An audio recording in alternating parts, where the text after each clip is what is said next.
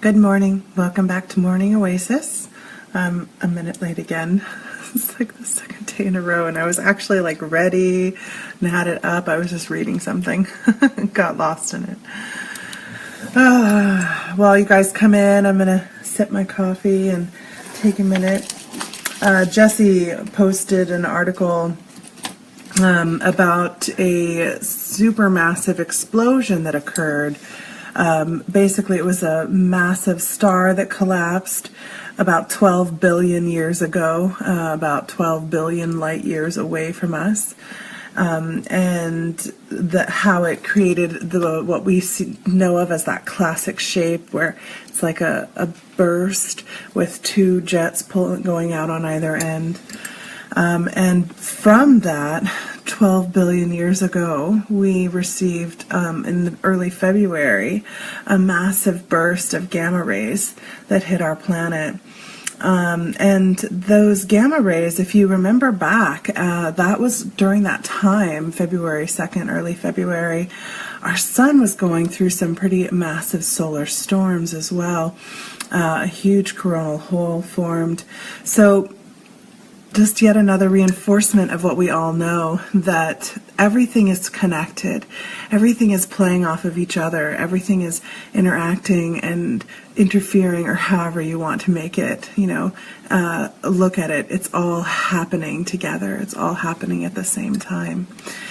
So it's pretty amazing when you look at it that way. Claire, you're here. Good morning. It is like 3 in the morning for Claire, wherever she's at in Australia. Oh my gosh, good morning, love. So good to see you here. So today we will start with announcements, and then while I'm doing the announcements, you guys can let me know who would like a card pull. We have 2 more slots for today, and I'm going to be reading out of the Galactic Heritage deck because I'd like to know it better, and I just love it right now. I'm loving it. Before that, I wanted to show you guys, so I got a new plant. This was the other plant. Remember the air plant I showed you guys that I got during the fair? It's in my crystal bowl, but this plant is so amazing. Look at this. It's called a Sininja plant. Sininja, and look at those orange flowers, and it's so soft and fuzzy, and like, it's so interesting. In order to water it, I have to water this nut-like seed in the bottom of it. I just love it so much. I'm really excited for it. Yeah, so anyway. Okay, Andrea, you'd love a card. And Martina, you're up first for card pull. Let's see, did I miss anybody else? Do you want a card pull from that, Jesse? Because you haven't had a card pull for a while, if I remember correctly. Andrea. So announcements, they're brief, pretty quick and easy. There's Monday the 10th, I might be late. That's next Monday. Due to Voss's doctor's appointment. Hi, Scott. Nice to see you on here.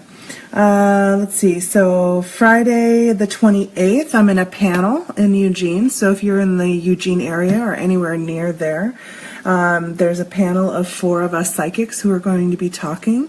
That means that you guys get to ask us questions, and we answer them from our different perspectives. You can ask who your primary perspective is. Claire, you're on. Or you can listen to other people's questions. One of the things that I found really interesting at the last panel that we did was people who had similar questions kind of were dressed the same. They had the same colors on, same color schemes. There were 2 people who wanted to understand their awakening process, wanted to expand their consciousness, and they both kind of like had released the idea of needing to look good, like they didn't, they weren't primed, they weren't primed, there was a man and a woman, they came as they were. And I thought that was kind of interesting, both wearing blacks and grays. There were some people who had questions about their career as well as their life path. So they were all dressed in blues, right? And then there was some people who just wanted to understand understand about those who had passed, and they were dressed in these really interesting patterns. So when we come together in groups, that what happens is we get to see how we actually are sharing these energies with each other, and how we hold space for each other, and how alike we are rather than how different we are. So yeah, that's Friday the 28th, the panel in Eugene. That's in the nighttime. I believe, if I remember correctly, it's like 6:30 to 9, but I don't have the details quite yet. For Saturday the 29th, we're doing a big fair in Eugene. There's going to be Eugene psychics and intuitives joining us, as well as Portland and Seattle. So we're all coming together down there. That's going to be from 1 to 9 p.m. That's going to be a long one. So that's the announcements, and I'm curious to see if, just like yesterday, the cards will be all in relationship to what I think we're going to discuss today. But as always, what comes up is what we're supposed to discuss. So I'm going to clumsily take the cards out of the box. They're so big. It's such a big deck. I wanted to also just kind of say, you know, on the note of we're all so similar and we're all kind of going through the same stuff, I have been having these really intensive dreams where it actually feels more real than this life, and they tend to be dreams that are my past lives or other parallel lives. And what's happening is, as this timeline condenses into a singularity to transition into the next density, as it's doing so, all these multiple realities and other strands and lines are starting to collapse. So it's been a really interesting time. I also had some weird physiological things. First of all, the gas. Oh my God, so much gas. And like all of my family has been gassy. Wow, like really gassy. And inflammation has been kind of high. I have had, I know my tongue is kind of swollen today. So that's a huge indicator. If you look at your tongue and it has like ridges along the side from your teeth, you know that your tongue is swollen up. Well, you know, it's interesting, Claire, when I'm awake, when I first, like last night, I had this intense dream. I mean, it was really intense. It felt like I was, it didn't feel like a whole lifetime, but it felt like years were passing. I was remembering being a servant, and I worked for this couple, and they were a wealthier couple, and I lived in my own home, but I had to walk across these fields to get to their work, to get to their home, and I was supposed to be there. Oh God, Jesse, so much farting. This morning my husband and I were joking, and you know, he's preparing for a duathlon, and he was jogging, and he hasn't run in like 16 years, and he went running, and he ran like 3 miles the first day and then 10 miles the second day, and then couldn't walk for like a week. He'd completely messed up his hips, and it was basically the bones weren't ready for that level of intensity of impact. So he sleeps on the floor. He sleeps on a hard surface when he gets that way. So he's been sleeping on the floor for the last couple of weeks. So anyway, he came up to the bed to say good morning to me, and he's like, so how did you sleep? And I was like, man, it was like I kept farting throughout the night. I had so much gas. And he goes, oh, Jesse, you single-handedly contributed to the global warming gases. We were laughing so hard, and I was like, I know, it was like a farty party. and he can't smell anything either, and it was interesting, it didn't actually smell what was coming out, but he was laughing, and I said, it's just a really good thing you didn't wake up and light a match. So it was a very funny morning about that, but see, you guys, transparency, it's not so bad. Anyway, so yeah, I had this whole dream about that, and then I kept having to wake up to go to the bathroom Boom, exactly. And I'd go to the bathroom, and it felt like, as I'm going to the bathroom, I'm like, what life is this? Is this a dream? Like, I couldn't tell if I was dreaming about waking up to go to the bathroom or if the other part was the dream. It was really interesting and very, very strange, actually. And so when I woke up this morning, it really took me a while to come into like this life. I always set my alarm for 15 minutes earlier than I want to wake up, and I use that 15 minutes between my first alarm and my second alarm to kind of come into alignment. I deeply ground. I connect in with Gaia and Source. I check in with my body. Where is my body at? What's going on with it?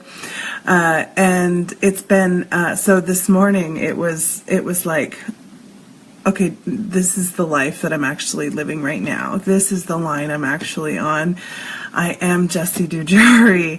This is what Jessie Dujari's life was like. This is where Jessie Dujari views herself as going. Like, all of these things, like having to come into this life, this reality. So, yeah, it's been interesting. That's okay. You'll mail it when you're ready for it. Yeah, so the other thing about the physiological stuff is that, you know, my mouth, my taste buds, my mouth, my what I want to consume, all are changing right now. I'm really, really puffy. I can feel it. I can feel it in my face. I can feel it in my hands. So it's right now is the time that we want to make sure that we're, one, getting plenty of water. And I don't know about you, but I haven't had much of a desire to drink water. So making an extra effort to drink water. You can do things to improve your water consumption. Some people don't like the taste of water or the lack of taste. So you can put things in your water like lemon or cucumber. I love to do lemon and cucumber. And I'll just put them in my water bottle. Pinches of salt, they help us to rebalance our fluid state. And they also help us with our pH balance. I've even put things like watermelon and strawberries in my water. You can put mint or cilantro. These kind of things can really help make it feel like you're drinking something interesting. Where can one get water? Diet water. Diet water. So yeah, those kind of things can help you with drinking water. Also making sure that you're getting in the greens. I know I'm struggling right now with that. I'm not sure why that is, because I normally enjoy eating fresh green vegetables a lot, but I have not had the craving right now. So making sure that you're kind of trying to encourage the body. And if you're really struggling like I am, you can do things like there's green powder. You can mix that into your water. MSM is a great also thing you can mix into your water once a day or twice a day, and that helps with connective tissue and the bonds between tissues, keeping them really healthy. So anyway, those are some of the things that I'm noticing and kind of struggling with and coming up. So we'll see, Martina. Let's see what your cards have to say. Oh, pineapple in the water, Sue. Yeah, that's great too. Oh, interesting. Okay.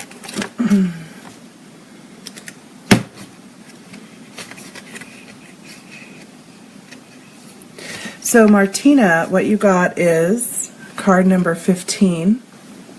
This is Lyra, courageousness and presence. Stephanie, for today, they've all been taken. All right, so a symbol for the Lyran royal family is the lion. Lions are often equated with courage. One of the most admirable qualities of Lyrans is their immense courage in the face of adversity. Ooh. The human race shares this quality as part of our Lyran heritage. There is great courage in the human heart. And this card asks you to tap into that courage, which goes as far back as your Lyran forefathers. And apply that strength in the areas of your life where you need it. If you can't tap into it, act as if you can. In doing so, your ancient Lyrian memory will reawaken to give you the strength that you need. Now we move into the present time stream, which accesses energy from a more mature era of Lyran civilization that is somewhat equal to human evolutionary timeline on Earth now in the present day. Mature doesn't mean evolved, however. The Lyrans in this time stream still had their challenges much like we do now on Earth. The theme of this card is particularly poignant because it is a quality that humans inherited from their Lyran forefathers, courage. In addition to what is said in the card text, it is important to learn to differentiate between courage and foolhardiness. Let's see. Courage doesn't mean pushing against all obstacles to create what you want. True courage isn't ego-based. Often, the biggest act of courage is to let go. While this card may be emphasizing your inner strength, it could also be asking you to learn what real courage is and to live from there. It often takes courage to shift the prevailing belief system of a person and the habitual patterns of a society. This card may also be referring to not only your personal relationship with courage, but also what is needed for humans as a species in order to shift into a new paradigm. It cannot be done without courage, and your personal courage affects the whole. Look at the surrounding cards in your reading as well as your life circumstances to understand how this card applies to you in your current situation. So one of the things that came up as a conversation a few days back, was it, well, I can't even honestly remember, I suck at timelines, has been about polarity, and how do we accept the things that are not within our control. And that's something we're going to talk more about. That's kind of what I wanted to talk about today, was what do we as light workers do with others? How do we help others awaken? How do we actually serve the others and be of service to others' orientation? And how does that actually work? And courage is a huge part of that. And that doesn't mean the courage to, like it says, to kind of bust through what obstacles are showing up. Obstacles sometimes and oftentimes actually are symbolizing a lack of alignment with the path. Just like if you're walking through nature and you find yourself on a little trail and you're like, oh, this is a trail. And then suddenly the trail ends and you realize, no, I was just on a deer track. I'm just exploring this little bit. It's time to go back and find the main trail. If you keep pushing forward past the deer track, you don't know where you're going to go. Now, sometimes that's an important exploration to do. And if everything allows it, then that's great. But if they don't, well, then it's time to turn around and go back, because there's other warning signs. Those are some of the early warnings that are letting you know that this path is not in alignment with the self. So for Martina, I think what it's asking you to do is step into more of a state of allowance, a deeper state of allowance. Allow the world and the energies of that to show you the path that is greater for you, the greatest alignment for you. So it sounds like right now you might be trying to figure out how to handle a situation, how to handle a certain set of situations perhaps.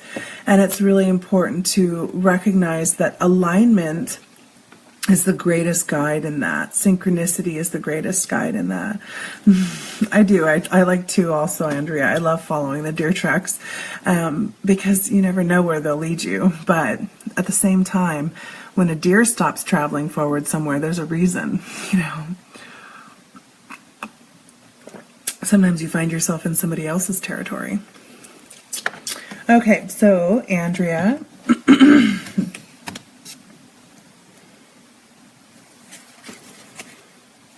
Oh, that's interesting. I cut it and it wasn't your card. This is your card. And we got this one yesterday, actually. A lot of Lyra information coming through, you guys, which tells me that this is a theme that we're all working on, parallel theme. Okay. So, Lyra, birth and expansion past. Since I read this yesterday, I'm just going to read the commentary part. Let's see. There we go. Because this refers to the time period of Lyra's past pioneering spirit and their commitment and enthusiasm to build the physical reality that they desired, a masculine trait, you might think that this is a card that represents a focus on masculine energy.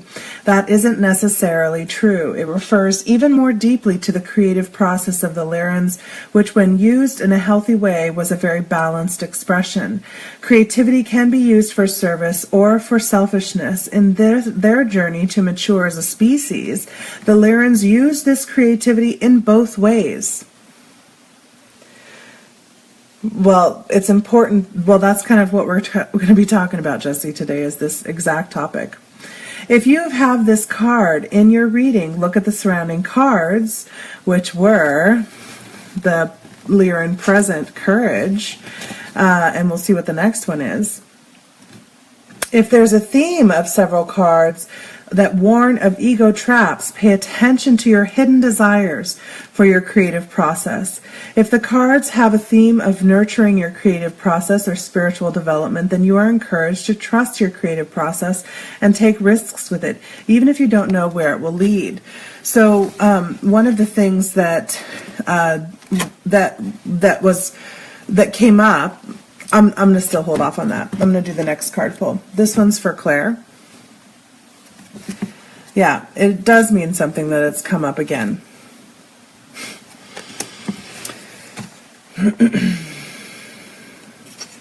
So this last card for today's pull for Claire is Vega, self-sacrifice, past. The ancient Vegan spirits was one of selflessness. Vegans were known to give their lives for others as a gesture of extreme love and compassion and in support of a community. However, it could sometimes be taken too far. As when self-sacrifice hurts the self so much that the person cannot remain strong and healthy in order to continue to be of service. This is a deep karmic pattern that many people have. Examine your patterns of self-sacrifice and learn what level is appropriate and when it becomes self-sabotage. Take care of yourself as you would a precious gift, and then you can give more to others. This is a very old pattern with many, many people, and it exemplifies the nature of Vegan consciousness from the ancient days. The ancient Vegan mystics sometimes used severe practices to develop their spiritual skills. These practices were meant to burn away the ego. Often self-sacrifice can be a noble act that furthers spiritual development, but sometimes it can be an act that reflects a lack of self-worth, whereby sacrifice becomes a way of atoning for previous failings, or perceived failings, If this card appears in your reading, it is encouraging you to look at your relationship to sacrifice and self-worth.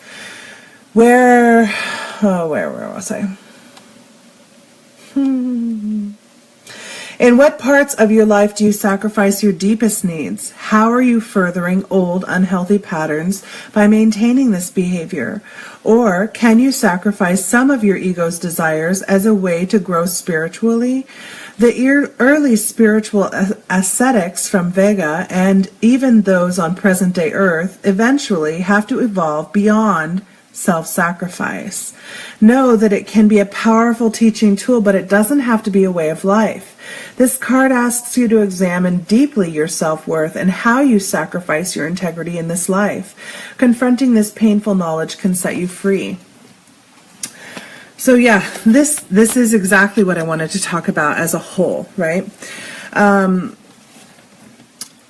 We are going through a massive, massive change as a race, as a whole race, as a planetary population. The planet herself is going through change. That's why physiologically we're having so much. I told you I'm so gaseous. And one of the things that we have to recognize is that the self-sacrifice and the courageousness kind of go hand in hand. When is it time to surge forward? When is it time to pull back? When is it time to change and shift something? When is it time to allow what is? When is it time to help somebody awaken? And when is it time to allow them to awaken on their own journey? Right? This was what's been running through my mind. And I think a lot of us struggle with that. How do we actually support somebody in their awakening process? How much do we give up of ourselves in order to support them? I've had to create some pretty clear boundaries because though I love all of you guys, I cannot support and help on an individual basis everyone who needs or believes that they need that one-on-one contact with me. I can't possibly be that available, be there for myself, and be there for my family, and be there for my students that I work with directly. So I've had to learn how to balance that, how to see the signs when I'm flagging, when I need to take care of myself, when I need to shut off my Facebook, my feed, my phone, and just come into the self. When I need to tell my husband and son, I cannot possibly do that for you. I know that you want me to, but that's not within my husband has this language from Intel that they use when somebody asks, are you available for this project or can you do this work? They say, do you have the bandwidth for it? And no, I don't have the bandwidth for that. And that's been a process for me to learn. My desire is to help every single person who shows up in front of me, every single person that comes to me and asks or makes a request. My desire is to be of complete service to others orientation. I have had to learn that I also get to be one of the others that's served. Right. That's the hardest thing for us as light workers, as those of this, especially those who come from the Vega sphere where that was all they were, was in service to the others, not only service to their own race, but service to other races as well. Learning how to bring that in to awareness as well, and me to become one of the others that's just as deserving, just as worthy of that service. The birth and expansion card talks about that as well, in the sense that there's things where we're supposed to create. There are times where we're supposed to be creative, building, growing, but there are also times where we're supposed to allow what has been created to expand within others. So when I first started to awaken, I would, whenever I encountered somebody who I got that spark of, oh my gosh, I should be helping this person. Oh my gosh, I should be supporting this person. I know what this person needs. I can see. Then I'd go full bore and I'd be like, oh my God, did you know blah, blah, blah, blah, blah, blah, blah, blah, blah, blah, blah, blah, blah. And they're like overwhelmed, because what was also happening was that just by coming into my presence, just by coming into exposure with me, my vibrational frequency was adjusting their vibrational frequency. So their first exposures were already awakening. Just being exposed was helping them to awaken. My need to further that, my need to open that up even more for them was overwhelming them and shutting them down and making it so that they couldn't actually receive anything from me, and driving them even further away from me because I was overwhelming and uncomfortable to be around. So I had to learn how to accept that my first process with people is just to spark that light, just to spark the ignition of that whole process, and then to allow. Right. It kind of reminds me of, I don't know if any of you guys have driven those old cars that have a choke on them, where you have to like prime the choke and create a space for that, and then just let the car run for a little bit, and then you can put the choke back in, because otherwise you'll choke out the engine, right? This is all part of that. Oh my gosh, the buzzing in my ears. Acceptance, either service to self or service to self, is still acceptance of polarized existence. So That's the whole key, Jesse, is balancing those two, service to self and service to others. And I believe we do so by allowing ourself to become one of the others. The other piece of that is recognizing everything that comes before you is for you, right? Because it's your matrix, it's your creation. So this is another piece that I had to learn. Every person who showed up for a reading, to sit across from me at a table, in a fair, every person who contacts me for a session, every person who signs up and enrolls in my classes has as much to teach me from where they're at, from what their perspective is, as I have to teach them. And I have to be willing to be learning while I'm in that role as a teacher. And that's why it's the teacher-learner and learner-teacher roles, not just teacher role and learner role. So every person who comes, it's just as much for me as it is for them. And if I think that I am just in service to them only, well then yes, it is polarized. I am now on the polarity of service to others only. And if I think that it's only for myself, then yes, I am on polarized service to self-orientation.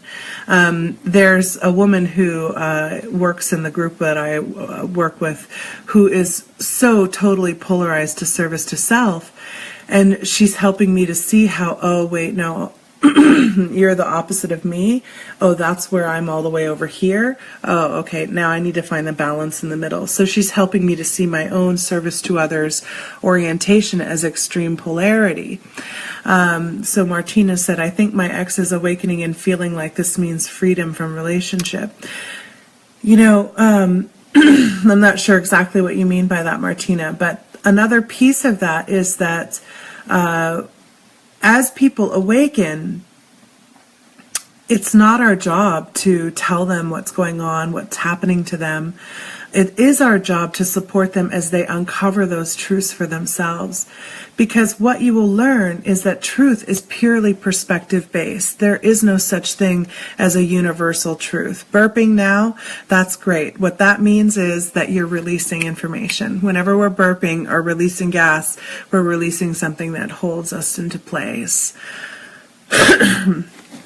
So one of the things that I've learned, and this is, I think, where the courageous piece comes in, is to be courageous enough to live transparently, right?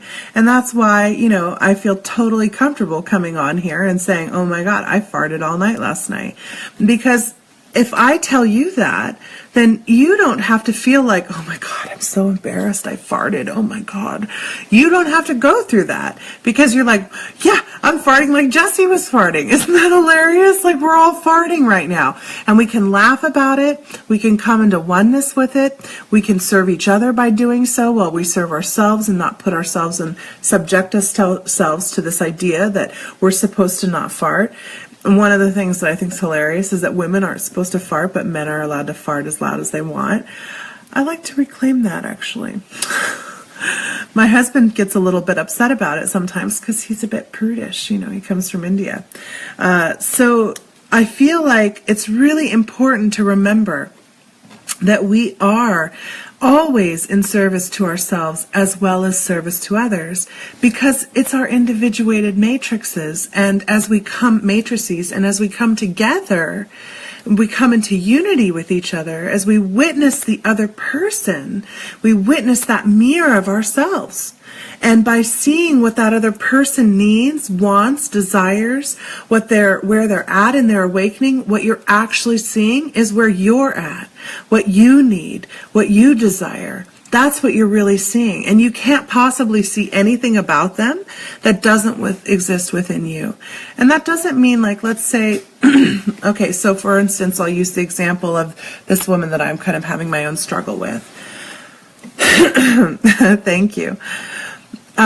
There's a woman who she is struggling with how to present herself, right? Like, she's not sure exactly what she's supposed to do, but she thinks she does. She thinks that she knows. And so she has her system that's based on, like, let's say you take all of what I do and then you focus into one piece of it and you're like, okay, that's it. That's everything. It's so focused. There's not really anywhere to go. There's nowhere to grow with it. There's not much you can do with it. And she's starting to feel that limitation. So she instead is just taking on my work, right? So she's like using my phrasing, she's using my systems, she listens while I do readings or do sessions with other people in the public forum, and then I hear her repeating it. And my first instinct was like, whoa, be your own person. Right? Go be your own person, have confidence enough in yourself and the courage to be who you came here to be. Don't just copy me, right? And that made me really angry. It made me feel really frustrated. And as I was getting more angry and frustrated, her behavior was escalating. So we show up and she's laughing hysterically and talking in front of our audience about how she might be a sociopath and all this stuff. And I'm just like, oh my God, you're so unprofessional. And all my judgments are flying. All of my superiority is there. I'm like up on my pedestal of judgment and deeming her as bad and wrong. And these are all the ways that she is so. But what I wasn't getting to, what I was avoiding by that, what I wasn't having the courage to see, right, was that I need to be confident enough to actually be who I came here to be. Right? Of course I was triggered. I need to see the truth that, one, she's trying on different skins, and that's how we often find who we are. And two, I actually value exactly who I am as an individuation, and that's okay too. That doesn't mean that I'm just service to self-orientation. That doesn't mean I'm out of balance. I have value in what I came here to do. I'm having a lot of different people come into my life who operate on a much larger scale than my tiny little world that I've made for myself with my little morning oasis and my little bit, my little groups, I've kept myself very small in order to be able to stay in alignment with my family and to be able to stay in alignment with my own life and kind of keep these things. And these people have walked away from their lives and have gone huge, right? They work on a much bigger scale. And so they're beckoning me to come and join that bigger scale. And I'm like, well, who am I to do that? Well, she's helping me see who I am. Oh, that's who I am. I'm minimizing myself by not doing what these people who are helping, supporting me and showing me, whoa, you need to be working in this way. You need to be coming to this scale. So she's helping me see that, right? And even though it's frustrating for me, it's irritating for me, that's just my own irritation and frustration with my own limiting behaviors, my own lack, my blocking of my expansion, right? I've created things, but now I have to allow them to expand. I can't keep them. You can't keep an egg trapped inside the shell. Eventually the shell has to open. Yes, Claire, I remember your reading of 3 months ago. So that's what I mean by being courageous, seeing the self in the others. And that doesn't mean like that, I copy other people. I have no fear whatsoever that I'm copying other people. It doesn't mean that I'm doing the behavior that she's doing to others. I do it to myself. Right? I'm doing it to myself. I am limiting myself. I am not witnessing my own value. I am not witnessing my own work. I am not embodying my own path. So the things that I want to blame her for truly are about my relationship with myself, not my relationship with others. So that's where we also get stuck in another way of avoiding seeing our true lessons. Your perspective and insight should be shared on a larger scale, but we would definitely miss the more intimate shows. Well, yeah, part of the balance for sure, Jessie. And so yeah, like we have to recognize that everything that comes to us is showing us not our relationship with other people, with the external. That external is showing us our relationship with ourselves, the internal climate of ourselves. And so as soon as I saw that from her, and she was like messaging me, she was like texting me, I want to talk to you. I feel like there's tension. I want to understand what's going on. And I'm like, I don't even know yet what to talk to you about. Like, I haven't even gotten clear on exactly what I'm upset about. I'm going to first get clear on it, and then I'll talk to you. Oh, well, that's an interesting approach. Why would you do that? We can work it out so much better together. And it's like, oh my gosh, I'm not ready, you know? And that's really my own internal relationship, right? Like my fear of my own expansion, my lack of courage to expand, my desire to sacrifice myself, my path, in order to stay in what I believe to be a service to others orientation and not service to self, right? Because there's these parts of myself that fear if I open up and go into this bigger realm, that suddenly I'll become like those people that I view in the bigger realm. And I've watched quite a few of these kind of healers go into that bigger realm, and their egos are out of control, and my fear is to be that. I never want to be that, right? So because I don't want to be that, I've labeled all of that as coming in together as one big thing. But that means I'm not showing up anymore. I'm not allowing my own expansion. And there are just as many of those people who are out there who don't have the ego problem. Or if they have an ego, it's a healthy ego. It's there to show, hey, I am an individuation. I'm embodying my individuation. I'm allowing my individuation to interact with your individuation and of co-creation to occur. I'm not blocking that, right? So I can do that. I know I can. And so she is helping, giving me that oomph to go, oh, I'm ready now. So thank you, Jessie. And so, yeah, that's my rant for today. That was what I wanted to talk about today. So I'm not at all surprised. So I can see now also, thanks to these cards, that Lyra energy, the lion, the cat. That's why my cat was acting so strange yesterday. Had that Lyra energy coming through strong in the house. And the Vegas. It's time to shuck off that exact part of ourselves that feels like we have to sacrifice down to nothing in order to be of service. We don't have to do that.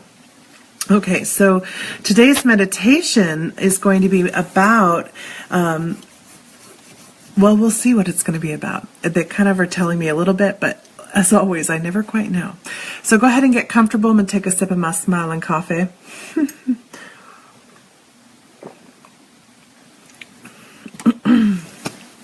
And if you're going to lay down or sit, whatever you're going to do for meditation time, it's time to get into that space. Whew. And today, you know what I'm going to do is I'm going to use this Sinus Ninja plant. It definitely is calling to me to be used. It wanted to come over, and I can see why. And you guys can kind of see how I use plant energy to help support me. So this plant called to me from inside of a shop, right? Let me see if I can get her up a little bit higher. She has these amazing orange flowers. There we go. And see how they kind of like shed off when they're done. They just kind of shed off and leave this stalk behind. And then the orange flower goes below. And they're like this little tube. And the orange flowers kind of remind me of my sacral chakra, you know, my creation, my creativity. So we're going to go ahead, and today what we're going to do is we're going to invite Gaia and Source to ground and connect us, okay? So go ahead and bring your attention and focus into the body with the breath. Breathing in this present moment. feeling and smelling the air. And as you exhale, release. Release this morning, release this evening, breathing in, present moment. And exhale, releasing myself from all of my past lives, past strands, past times where my need or my orientation or my belief systems were built around ideas and concepts that no longer apply. Just releasing.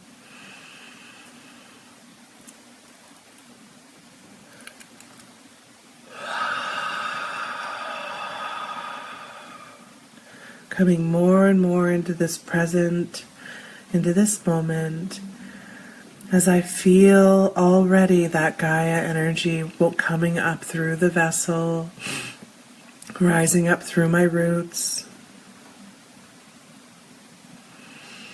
As I welcome her and invite her into my vessel, I'm inviting Gaia as she comes in to reattune my frequencies of my vessel in order to put it into optimum alignment to service with her as she transitions, not with my intention, not with my focus, not with me telling my body or her what to do in my body, but an allowance for Gaia to guide my shifting, my transmuting, because I am in optimum allowance of service to self and others.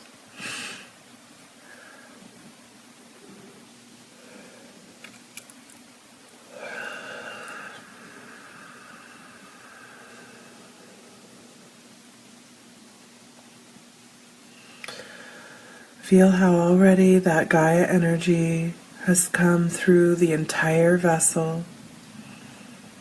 The full body is vibrating.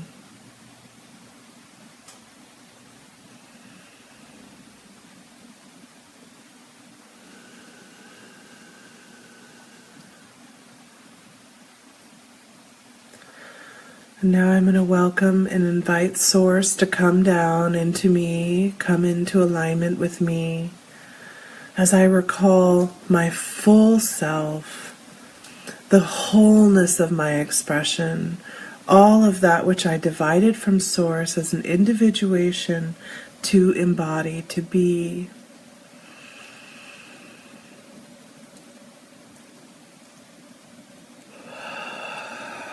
Welcoming Source into the vessel to attune my energy body into that which is optimum for the work I came here to do. Now, as I'm doing all of this, I'm allowing my hands to feel the vibration of this plant, this soft, succulent plant covered with this velvety sheen that grows from this hard, rocky looking nut in this hard, dry soil that sends out the shoots of the body that it needs for as long as they're ready to express, and then allows them to die and release. It doesn't try to hold on to them. It just releases it from the nut, and another one grows in its new service. I'm going to use that energy to be in soft allowance, that I can grow as I need to, even in the hard and harsh environment. Allowing this plant's energy to guide me as I absorb this vibrational frequency from it. Receiving from the plant its wisdom, its knowing. It has two main stalks right now. I'm seeing how though it has these two separate stalks, they're in perfect balance, perfect alignment. They come from one center point, expressing in the two. And through that, I can find my balance as well. My service to others, my service to self. Finding that balance in between, seeing the space between, drawing this knowledge from this plant.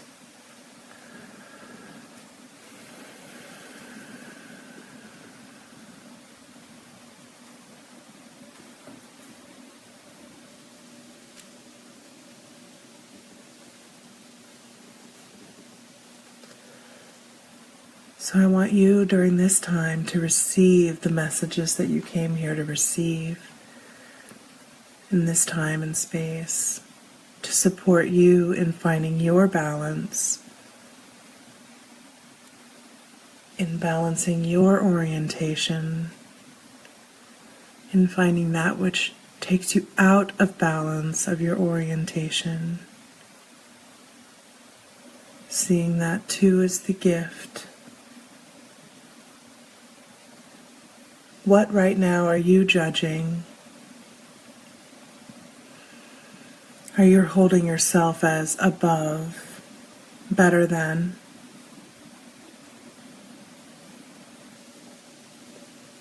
And what is it that is actually teaching you about you, your work, your growth, your shedding, your allowance?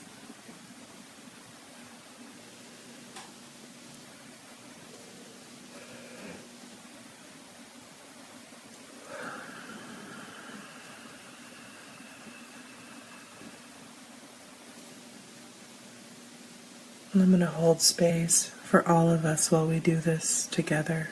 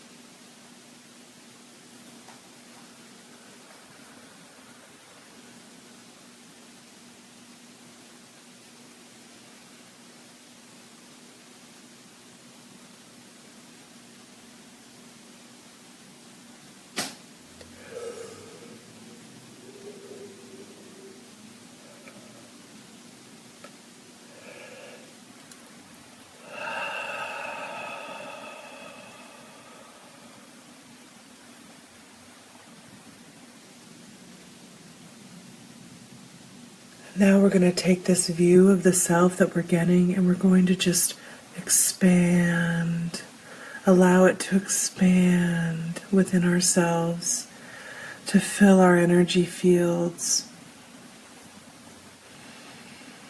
as we open ourselves to this new vision of the self, this new awareness.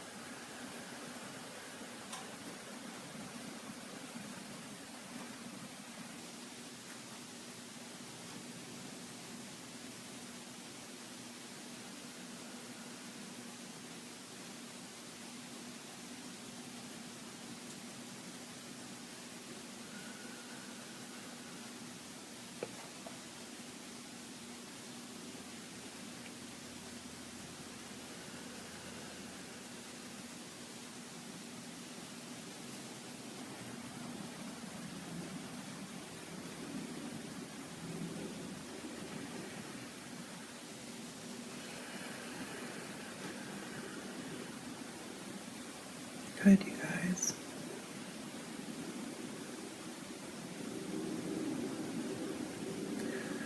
Feel how your energy feels in this moment, in this time, and allow the vessel to register this new frequency.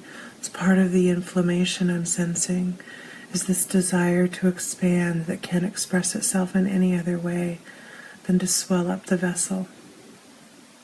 So let's instead allow the energy to swell and release the need for the vessel to show us this contraction.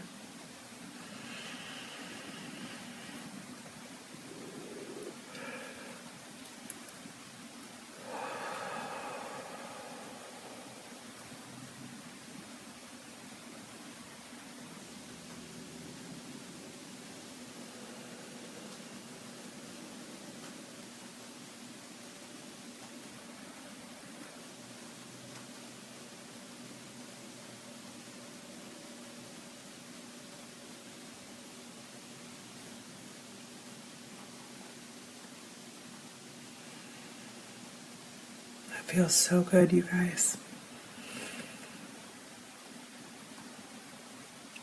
I'm going to go ahead and let you guys continue in this space for as long as you feel guided. Thank you for coming. Thank you for showing up. Thank you for being your individuation. I'm so grateful. See you tomorrow.